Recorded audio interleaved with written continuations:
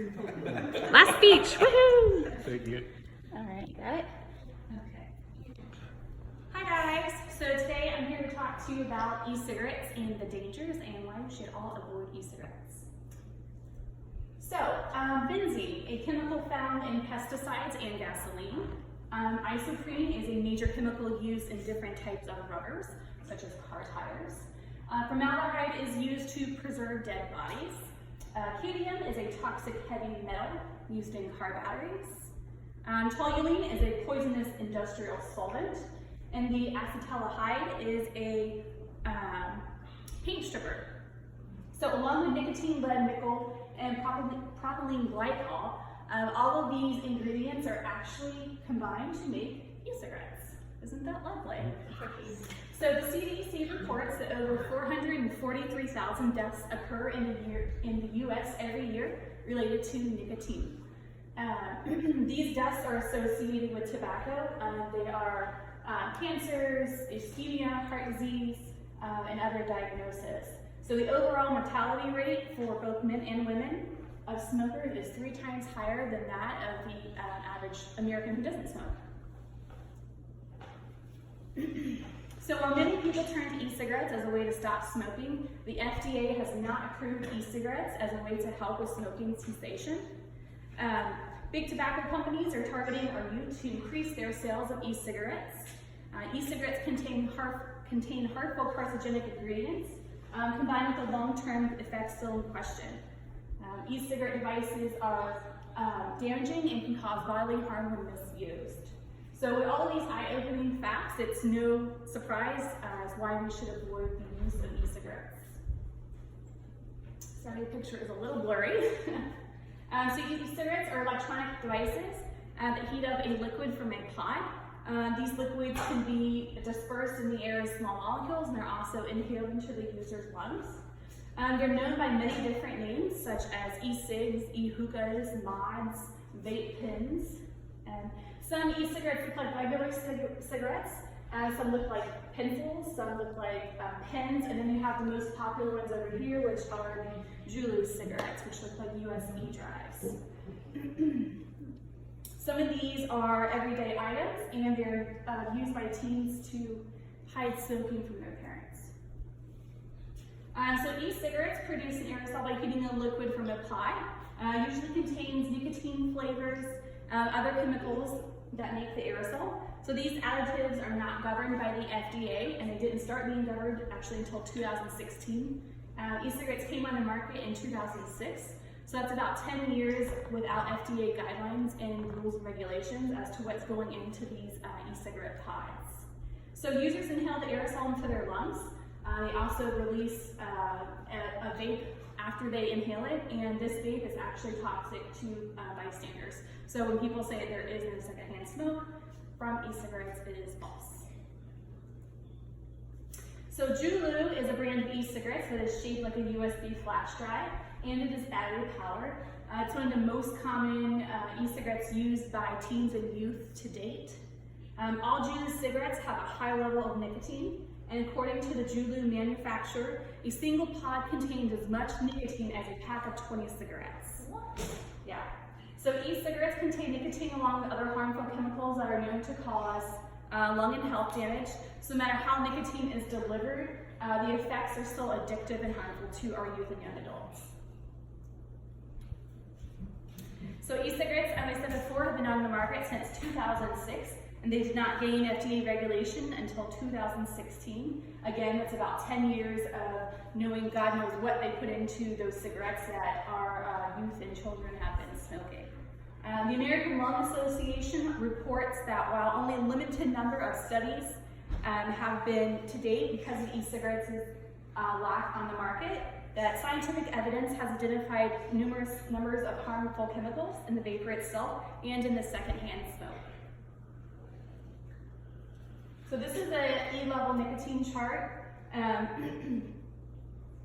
Another reason why we should hate e-cigarettes and avoid the use is the inconstant nicotine levels. So it can be difficult for consumers to know how much nicotine product e-cigarettes contain.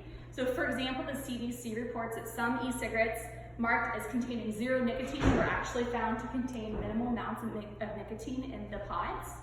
A study by the CDC reports that one pack of cigarettes, which were the Newports and the Marlboros, contained about 19.4 milligrams of nicotine per 1 gram of tobacco. So Marlboro and Newports were actually the highest containing cigarettes that had nicotine in them. Compared to Marlboro and Newport, the Juuls actually report that their one pod contains 41 grams of nicotine per pod. So that's almost double smoking 2 packs of cigarettes. So while someone's telling you, oh, I only smoke 1 pod a day, you think about it, if it's Juul, one pod a day is equal to the same amount of nicotine as 2 packs of Newports or Marlboros. Some e-cigarette brands contain considerably more nicotine than even is mentioned above. Because of lack of information about how much e-cigarettes nicotine contains, consumers are at an increased health risk for long-term effects and inconsistent nicotine amounts ingested by the user, causing possible nicotine overdoses. So as I said before, little is known about the long-term risks of e-cigarettes since they've only been out since 2006. Therefore, it's uneasy to assess the impact of cancer and other related diseases to e-cigarettes. So a recent study from the University of North Carolina found that even small doses, the 2 primary ingredients in e-cigarettes, which was the propylene glycol and vegetable glycerin, was likely to expose users to a high level of toxicity. So while much remains to be determined about the long-lasting health consequences of e-cigarettes, there's evidence that health risks on the lungs with lung disease and lung damage. Yes. So I would like you to meet 63-year-old Joseph Calvins. He's actually from Port Orange, Florida. And in 2016, he was using an e-cigarette when it exploded in his face, sending shrapnels into the air and causing house fire. Because of this, he lost his eye and wears an eye patch. This is another young user from Florida, again with the kind of same thing where it blew up in his face. So tobacco control reports from 2015 to 2017, there were an estimated 2,035 e-cigarette explosions in which people reported to emergency departments or hospitals. So faulty lithium batteries were to blame for this. They're the same type of batteries that are used in hoverboards that cause hoverboard explosions and laptop fires. So these batteries are typically made in China, which means that there's lack of regulations and standards in China. So if they were to be made in the US, they might explode less. But previous attempts to quantify this data have been limited to complications of case studies and federal agency reports. It should also be noted that the media is less likely to report any kind of e-cigarette explosion or damage if it doesn't result in any kind of fire, bodily harm, or property damage. So these numbers are actually likely to be a little bit higher. So FEMA reports that in 2018, there were 316 vape explosions. 80% of them happened during charging, followed by explosions that happened during use. So regardless of the circumstances, e-cigarettes explosions are far likely to cause injury today more than they were in the past. And the final reason why we should definitely hate e-cigarettes is because of the marketing to our youth. So big tobacco companies are trying to gain profit by luring our teens and youth into a lifelong addiction with nicotine. Big tobacco companies have been marketing to our youth since the 1950s when they started marketing campaigns for cigarettes. The tobacco companies actually spend $9.4 billion a year, which comes to about $25 million a day on marketing for e-cigarette and tobacco products.